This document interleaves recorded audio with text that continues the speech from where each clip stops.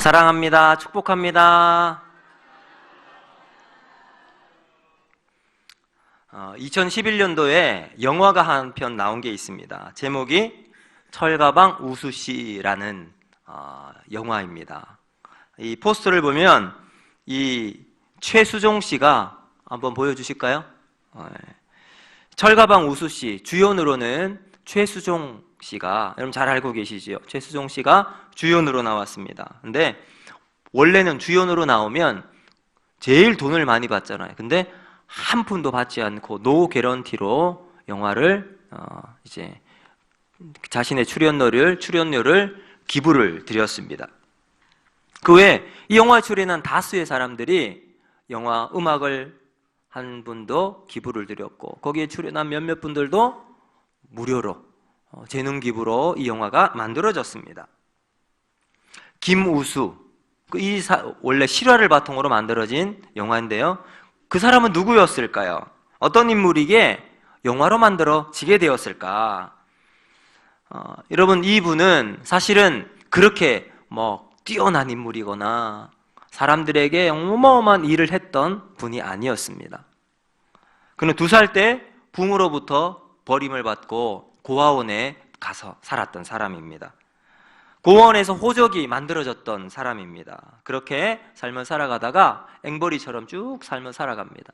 앵벌이로 사람들에게 구걸을 하며 살아가다가 커서는 나이트클럽의 삐끼로도 이렇게 살아갔어요. 그러다가 배달을 하면서 살아갔는데, 저 사진에 나오는, 영상에 나오는 저 분이 저렇게 있죠. 실제 인물입니다. 그분은 이렇게 고백을 했습니다. 가족도 없이 오토바이 배달을 하니 언제 사고가 날지 모른다는 두려움이 컸습니다. 돈을 버는 족족 노름을 하거나 술을 마시며 탕진했습니다. 그런데 이렇게 삶을 살아가다 배달 중에 사고를 당합니다. 그리고 8일간의 혼수 상태에 빠지게 되었습니다. 월급이 떼어서 빈털터리가 되는 등 악재가 그의 삶에 계속해서 이어집니다. 급기야 술집에서 술을 먹고 있는데 술 값을 낼 돈이 없다는, 여러분 이것 때문에 술집 주인에게 박대를 받습니다. 그래서 안 그래도 화가 꽉 차 있었는데 여기에 격분을 해서 방화를 하려고 그 술집에 불을 지르려고 하다가 방화 미수범으로 붙잡혀서 감옥살이를 하게 됩니다. 그렇게 이제 감옥에서 생활을 하다가 출소 6개월을 앞둔 2월의 어느 날, 교도소에서 어느 잡지에 실린 한 소년의 이야기를 접하게 됩니다. 축구 선수가 꿈이었던 이 소년은 초등학생 2 동생이 있는데, 이 2 동생들을 돌보아야 했던 소년 가장이었습니다. 그리고 이 어린 막내 여동생은 등이 굽은 곱추였습니다. 그리고 그 잡지에는 이렇게 글이 적혀 있었습니다. 내 동생의 곱추를 감춰줄 책가방을 사주고 싶었지만 돈이 너무 부족했습니다. 이 글을 읽은 김우수 씨는 자기의 이야기와 너무나도 비슷하다 생각이 들어서 그의 수중에 있었던 전재산 30만 원 중 10만 원을 그 소년에게 붙여줍니다. 그리고 아무런 그의 삶에 있어서 어느 누구도 사실을 찾아오지 못했지만 평생 처음으로 편지 한 통을 받게 됩니다. 바로 그 소년이 보낸 편지였어요. 편지에는 이렇게 쓰여 있었습니다. 내 동생 지은이에게 책가방을 사주신 아저씨 감사합니다. 평생 처음으로 누군가가 자신에게 감사하다는 말을 처음 들어본 이 김우수 씨는 그 편지를 받고 한없이 눈물을 흘렸습니다. 그리고는 많은 사람들에게 이렇게 고백합니다. 나보고 감사하답니다. 나보고 감사하답니다. 여러분, 그리고 난 다음 이분은 하나님의 은혜로 예수님을 영접하게 됩니다. 그리고 얼마 후 출소하게 되었는데, 다시 그는 철가방을 들고 중국 음식을 배달하는 월급 70만 원을 받고 삶을 살아갑니다. 여러분, 그런데 놀라운 것은 그가 이 70만 원을 월급으로 받았지만 자신을 위해 쓰는 것은 극히 일부니, 그냥 정말 최소한으로만 사용하고 나머지 돈은 다 자신이 5명의 아이들, 고아와 같은 아이들을 자기가 직접 돌보기 시작합니다. 그리고 그것뿐만 아니라 더 힘든 사람들을 향해서 키다리 아저씨와 같이 도와주기 시작했던 겁니다. 그리고 그는 늘 시편 23편 1절 여호와는 나의 목자시니 내게 부족함이 없으리로다 라는 말씀을 늘 가슴에 암송하며 살았습니다. 그랬던 그가 불의의 교통사고를 당해서 세상을 떠나게 되었습니다. 그리고 난 다음 그의 장례식장에 1200명이라고 하는 어마어마한 사람들이 조문객으로 다녀갑니다. 모두가 한결같이 그에게 크게 작게 도움을 받았던 사람들이었습니다. 그리고 그가 떠난 지 1년이 지났을 때 어떤 한 소녀가 인터넷에 글을 이렇게 올렸습니다. 아저씨 잘 지내시죠? 아저씨가 하늘나라로 떠난 지 1년이 되었네요.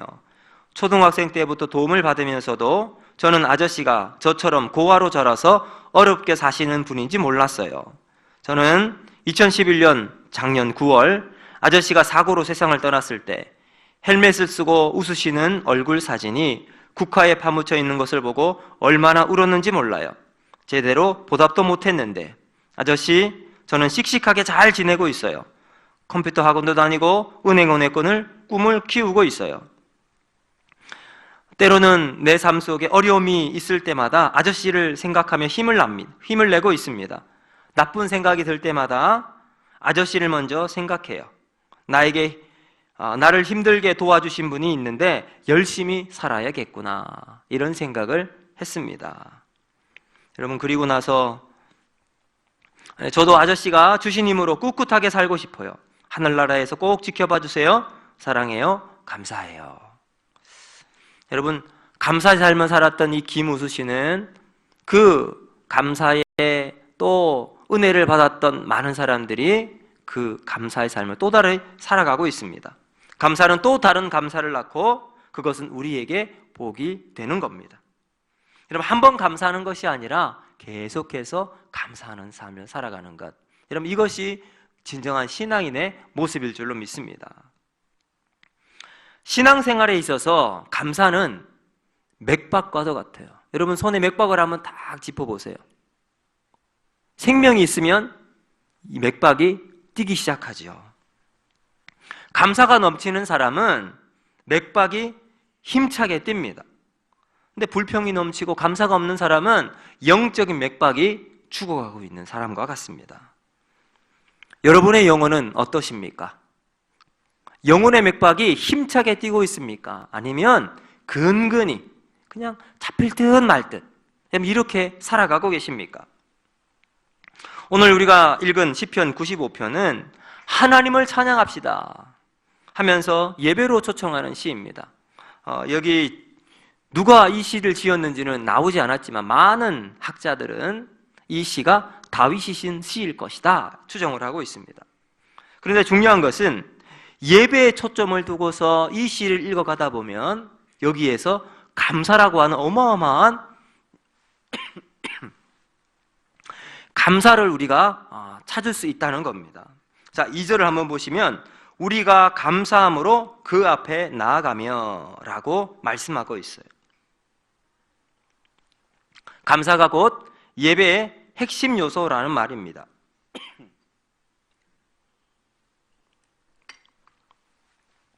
여러분 이 말은 감사가 우리의 영적 건강을 체크하는 중요한 방법이라는 거죠. 감사의 맥박이 약하면 어떻게 우리가 강하게 할 수 있을까? 우리가 지금도 감사를 잘하고 감사의 맥박이 충분히 뜨고 있다면 어떻게 우리는 더 감사를 강하게 할 수 있을까? 오늘 시편 95편은 감사를 이어나갈 수 있는 연결고리를 찾을 수가 있습니다. 우리가 1절, 2절을 보시면 1절 그리고 6절을 보시면 오라 라는 말이 서두에 있어요. 오라, 우리가 여호와께 노래하며 그의 구원의 반석을 향하여 즐거이 외치자. 우리가 감사함으로 그 앞에 나아가며 시를 지어 즐거이 그를 노래하자. 6절에도 보면 오라 라고 이야기하죠. 오라 우리가 굽혀 경배하며 그를 지으신 여호와 앞에 무릎을 꿇자. 여러분, 하나님 앞에 예배하러 나아갈 때, 하나님을 찬양할 때 여러분 거기에는 기쁨이 있습니다. 거기엔 노래가 있고 감사가 있고 경배가 있습니다. 기쁨, 노래, 감사, 찬양, 여러분 이것들은 예배에 너무나도 중요한 요소입니다. 여러분, 하나님이 주신 것만이 아니라 하나님 자신을 기뻐하는 것, 여러분 이것이 진정한 감사의 출발이라는 겁니다. 여러분, 우리는 하나님 때문에 즐거워하고 기쁨으로 시와 찬송으로 우리 입술에서 터져나오고 있습니까? 하나님과 하나님이 주신 것 때문에 감사가 우리 마음속에서 터져나오고 있습니까? 우리는 하나님 때문에 기뻐하고 노래하고 감사하기도 하지만 하나님 앞에 무릎 꿇고 엎드려 경배하기도 해야 합니다. 경배는 하나님을 사랑하면서 두려워하는 경우의 표현입니다. 자, 그럼 경배가 없으면 예배가 경박해집니다. 경배가 없을 때 감사는 너무나도 가벼워질 수밖에 없습니다. 여러분, 오늘도 하나님 앞에 경배하는 마음으로 주님 앞에 서 있습니까? 오늘 이 시간 하나님을 예배하고 계십니까? 하나님을 경외하고 계십니까? 여러분, 기쁨과 노래, 경배, 이것은 감사와 너무나도 밀접한 관계를 가지고 있다는 거죠. 기쁨은 감사의 원천입니다. 여러분, 찬양은 감사의 결과예요. 경배는 감사를 끌어내는 여러분 두레박과도 같습니다. 그러므로 우리 모든 성도들은 즐거이 하나님을 외치며 감사해야 할 줄로 믿습니다. 시와 찬송으로 하나님을 감사해야 합니다. 무릎 꿇고 경배하며 하나님께 감사하십시오. 우리의 마음으로 감사하고요, 우리의 입술로 감사하고 우리의 물질로도 하나님께 감사해야 하는 거죠. 여러분, 찬양 중에 이런 찬양이 있죠. 감사하라 내 영혼아, 감사하라 내 영혼아, 내 속에 있는 것들아 다 감사하라. 자, 여러분, 데살로니가서 5장 18절을 보면 범사에 감사하라. 이는 그리스도 예수 안에서 너희를 향하신 하나님의 뜻이니라. 아멘. 우리 기독교 신앙에 있어서 감사에서, 이 신앙은 감사에서 출발한다고 해도 과언이 아닐 것입니다. 그렇다면 감사가 무엇인가? 감사는 하나님이 온 세상을 창조하신 것과 또 이 창조하신 이 세상 속에 우리를 구원하신 하나님의 그 놀라운 사랑과 은혜에 대한 우리의 반응이 바로 감사입니다. 여러분, 우리 그 기독교인들은 모든 것이 하나님에게서 왔음을 알고 있기에 감사할 수 있습니다. 이것이 바로 예배를 드리며 감사할 수 있는 동기입니다. 사랑하는 성도 여러분, 우리는 왜 즐거이 기뻐하며 노래하며 하나님께 감사할 수 있을까요? 경배하면서 감사할 이유가 무엇입니까? 여러분, 그것은 바로 3절에 그 이유가 나와 있습니다. 우리 이 시간 우리 3절 말씀을 같이 한번 읽어보겠습니다. 3절 말씀 시작. 여호와는 크신 하나님이시요 모든 신들보다 크신 왕이시기 때문이로다. 아멘.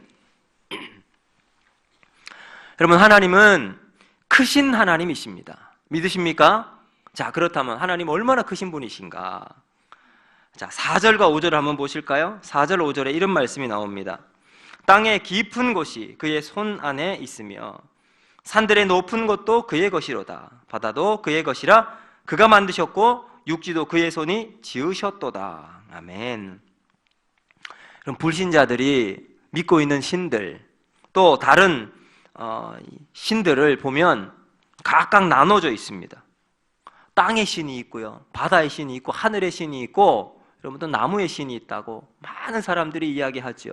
우상을 섬기는 사람들은 그렇게 이야기합니다. 그들은 또 한국에 있는 신이 다르고요, 미국에 있는 신, 일본에 있는 신, 중국에 있는 신이 다 다르다고 이야기합니다. 소위 지역신, 로컬 갓이 다스린다고 이야기합니다. 그런데 여러분, 그 지역에 따라서 공간에 따라서 신들이 나눠져 있나요? 아닙니다. 오늘 성경은 분명히 우리에게 말씀합니다. 하나님은 크신 하나님이시라고요.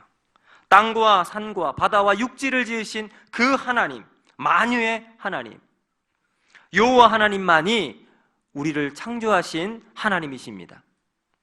그 하나님은 크신 하나님, 우주와 온 만물을 창조하신 창조주 하나님이십니다. 여호와여 주는 영원토록 지존하시나이다. 여호와는 위대하시니 지극히 찬양할지어다. 시편에서는 계속해서 하나님을 이렇게 고백합니다. 하나님이 얼마나 위대하신 분이신가, 얼마나 크신 분이신가. 여러분, 이것은 우리가 굳이 이야기하지 않아도 우리는 알 수 있을 겁니다. 예를 들자면 하나님이 만드신 자연과 또 만물을 통해서 우리는 살펴볼 수 있습니다. 덴마크의 유명한 조류학자로 알려진 핀 살로몬센이라는 사람은 철새가 길을 찾아가는 능력을 뭐라고 얘기를 했냐면 최고의 신비, 비길 수 없는 기적이라고 표현을 했습니다. 여러분, 철새 겨울철 이동을 하잖아요. 근데 한 번 이동을 할 때 대서양, 태평양을 가로질러 그럼 날아갑니다. 어마어마한 길이의 그 거리를 날아가요. 그리고 날아갔던 그 길을 또다시 돌아갑니다. 여러분, 우리는 내비게이션이 있잖아요. 여행을 먼 곳으로 가더라도 돌아올 때 내비게이션 찍고 목적지를 정하면 우리는 그 길을 안내에 따라서 우리는 갈 수 있어요. 근데 철새는 그런 게 없잖아요. 근데 놀라운 것은요, 이 철새들은 하나님이 주신 태어날 때부터 그들의 유전자 속에 하나님이 주신 창조의 GPS가 달려 있어요.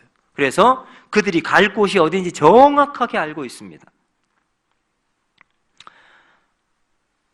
이게 시행착오를 거쳐서 몇 날 며칠 연습을 해서 여행을 떠나는 게 아니거든요. 시간과 장소가 정확하게 그들에게 입력이 되어 있어요. 그래서 그 시간, 여러분, 그 때에 따라서 장소로 이동을 하는 거예요.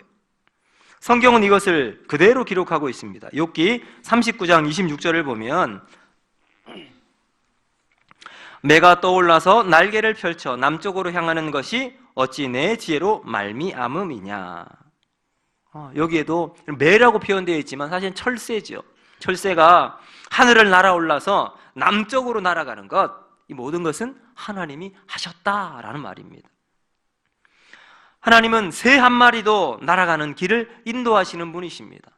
여러분, 그 하나님께서 오늘 우리의 삶도 인도하실 줄로 믿습니다. 여러분, 또 우리 인간을 한번 보세요. 만물의 영장이라고 하는 우리 인간은 다른 동물과 차별되어 있잖아요. 우리는 생각합니다. 우리는 이 모든 것을 도구를 사용해서 만들어낼 수 있는 하나님의 걸작품입니다. 인간이 이렇게 인간다울 수 있는 이유는 하나님이 우리 인간에게 뇌를 주셨어요. 이 뇌는 무게가 1.4에서 1.6kg 정도밖에 되지 않습니다. 그런데 이 뇌 속에 1000억 개가 넘는 뉴런이라고 하는 신경세포가 있어요. 그리고 그 하나의 뉴런에는 또 다른 1000개의 다른 세포들이 연결되어 있습니다. 그래서 이 학자들이 보니까요, 뉴런들이 서로 쭉 연결이 되어 있는데 다 펼쳐놓으면 이 길이가 지구를 4바퀴를 돌 정도로 길게 연결되어 있는, 여러분, 아주 복잡하고 정교하게 우리 뇌 속에 신경세포가 퍼져 있습니다.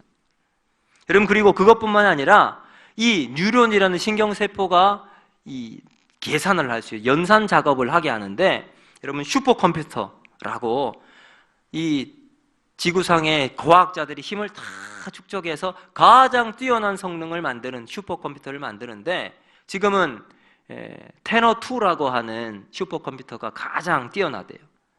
근데 이 가격이 4천억이랍니다.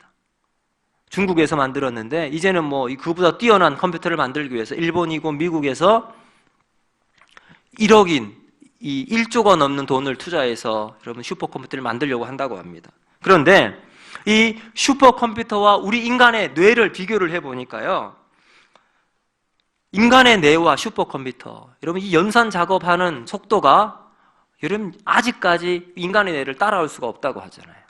여러분, 그래서 인간의 뇌와 닮은 이 조합을 통해서 만들어 내고자 하는 것이 AI라고 하는 겁니다. Artificial Intelligence라고 해서 인공지능을 가진 여러분 이런 AI를 갖춘 그런 이것을 만들어서 인간과 똑같은 것을 해 나갈 수 있도록 과학자들은 지금 그렇게 만들어 나가고 있습니다. 여러분, 그렇게 큰 돈을 들여서 만들고 있는 슈퍼컴퓨터보다 더 정교하고 뛰어난 능력을 가진 뇌를 만드신 분이 누구십니까? 우리 하나님이십니다. 여러분, 그렇게 크신 하나님, 그 하나님이 오늘도 우리와 함께 하실 줄로 믿습니다. 우리가 왜 하나님께 감사해야 되는가? 여러분, 또 7절 한번 보실까요? 7절 말씀을 같이 한번 읽겠습니다. 시작. 그는 우리의 하나님이시요 우리는 그가 기르시는 백성이며 그의 손이 돌보시는 양이기 때문이라. 아멘. 여러분, 철새는 내비게이션이 없음에도 자신들이 갈 길을 알고 있습니다. 여러분, 슈퍼컴퓨터가 얼마나 정확하고 뛰어납니까?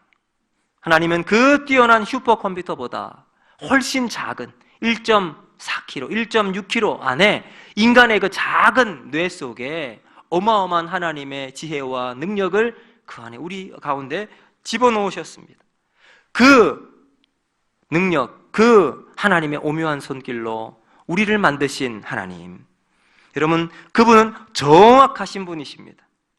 슈퍼컴퓨터가 얼마나 정확하고 뛰어납니까? 그런데 그 슈퍼컴퓨터보다 훨씬 더 뛰어난 능력을 가진 하나님의 손길이 오늘 우리와 함께 하실 줄로 믿습니다. 여러분, 하나님께서 그런 분이시라면 얼마나 정확하시겠습니까? 분명하신 분이십니다. 바로 그분이 우리를 돌보고 계신다는 사실입니다. 여러분, 7절을 다시 한번 보세요. 그는 누구의 하나님이라고 되어 있습니까? 우리의 하나님이십니다. 저와 여러분의 하나님, 그분이 오늘 우리를 기르시고 돌보시고 인도해 주신다는 말씀입니다. 우리가 생각할 때는 여러분, 우리의 인생에 많은 문제가 생깁니다. 장애물을 만나게 되고 어려움과 고난 속에 빠지게 될 때가 있습니다. 그때마다 하나님, 왜 나의 인생은 이렇게 됩니까? 하나님, 왜 나의 인생은 이렇게 꼬이게 됩니까? 원망하고 불평할 때가 있지만 여러분, 분명하게 기억하십시오. 하나님은 우리의 인생에 하나님의 실수는 없습니다. 그 어떤 오차도 없이 정확하게 우리를 돌보시는 분이실 줄로 믿습니다. 여러분, 제가 이 설교를 준비하면서 지난 금요일 다니엘 기도의 강사로 오신 안호성 목사님의 간증을 듣게 되었습니다. 이분은 목사님의 아들로 태어났는데 이제 간증으로 이분이 딱 서 있었는데 나오는 순간부터 얼마나 웃기고 재미있는지 마치 코미디언처럼 그렇게 이제 목사님이 말씀을 전해 주셨어요. 근데 목사의 아들로 자기가 태어났는데 사람들은 자기를 어릴 때부터 목사의 아들로 보는 거예요. 아이로 보지 않고. 조그만 실수를 해도 목사 아들이 그러면 되느냐. 그러면서 자기는 이 목사의 아들이란 굴레를 빨리 벗어나고 싶었어요. 그래서 조금 자라면서 중학교, 고등학교 되면서 집에서 좀 멀리 떨어진 곳에 이제 학교를 다니게 되었습니다. 그리고 이제는 자기는 나는 절대로 목사 아들로 삶을 살아가지 않겠다. 이제 공부를 잘했다고 하더라고요. 그리고 이제 영국으로 유학을 가게 되었습니다. 그래서 거기에서 멋진 인생의 스펙을 쌓고 인생의 성공 과도를 향해 달려나가기로 했습니다. 그런데 그렇게 살아가고 있는데 갑자기 배가 아파서 병원을 가보니 여기서 있으면 안 된다고 빨리 한국으로 돌아가서 수술을 하라고. 한국에 돌아와서 보니까 배가 그냥 너무 아파서 어쩔 수 없었.